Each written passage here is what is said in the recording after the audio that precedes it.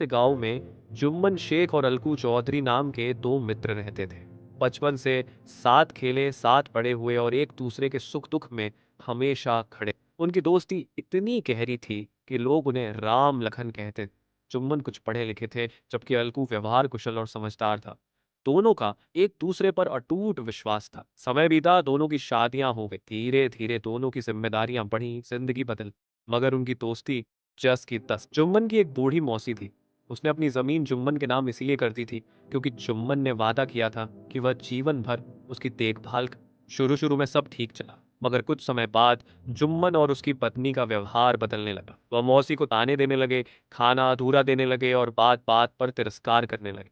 बेचारी मौसी ने कुछ दिन तक सब सहा, फिर हिम्मत जुटाकर पंचायत बुलाने का निश्चय किया। जब पंचायत बैठी तो लोगों ने मौसी से पूछा, तुम किसे पंच मानती हो? मौसी ने सबकी हैरानी के बीच कहा, मैं अलकू चौधरी को पंच मानती हूँ। यह सुनते ही जुम्मन का चेहरा उतर गया और अलकू को खुद विश्वास नहीं हुआ। वो सोचने लगा, जुम्मन तो मेरा सबसे अच्छा दोस्त है, मैं उसके खिलाफ कैसे जा सकता हूँ? लेकिन मौसी ने साफ कहा कि उसे न्याय चाहिए, न कि पक्षपात। पंच की कुर्सी पर बैठते ही अलकू की सोच बदलने लगी। एक अजीब सा ईश्वरीय भाव उसके मन में आया। वह सोचने लगा कि पंच की गद्दी पर बैठना मतलब ईश्वर का प्रतिनिधि बनना है। अलकू ने अपना निर्णय सुनाते हुए कहा, जिस वचन पर जमीन ली गई थी, जब वह निभाया नहीं गया तो जमीन मौसी को वापस मिलनी चाहिए। यह सुनकर गांव वाले तालियां बजाने लगे, मगर जुम्मन का चेहरा क्रोध से लाल हो गया। वह नाराज हो गया और दोनों की दोस्ती समय बीतता गया। अब जुम्मन अकेला पड़ गया।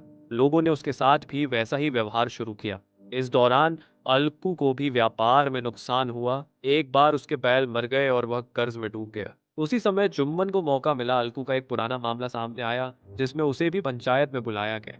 अब जुम्मन पंच था। गांव वालों ने कहा, जुम्मन अब अपना बदला लेगा, मगर जुम्मन ने पंचायत में कुछ अलग ही सोच अपनाई। पंच की गद्दी पर बैठते ही जुम्मन को भी वही अनुभूति हुई जो कभी अलू को हुई, जैसे कोई अदृश्य शक्ति उसके विचारों को नियंत्रित कर रही। उसकी आंखों के सामने बीते पल घूम गए। अलगू का ईमानदारी से न्याय करना, उसकी सच्चाई और अपना खुद का गलत व्यवहार। फैसला सुनाते समय जुम्मन ने कहा, आज मैं न्याय की बात करूंगा, न कि बदले की। अलगू निर्दोष है, उसके खिलाफ लगाए गए आरोप निराधार है। यह सुनकर सब स्तब्ध रह गए। दोस्ती की वापसी। पंचायत के बाद अलगू धीरे धीरे चल रहा था। तभी किसी ने पीछे से आवाज दी, अलगू भैया। वो मुड़ा, देखा जुम्मन खड़ा था, आंखों में पश्चाताप और चेहरे पर मुस्कान। माफ कर दो दोस्त, मैंने तुम्हारे दिल को दुखाया, मगर तुमने मुझे न्याय का असली अर्थ सिखाया। अलगू ने उसे गले लगा लिया। दोनों की आंखों में आंसू थे। गांव फिर से दो सच्चे मित्रों की मिसाल बन गया।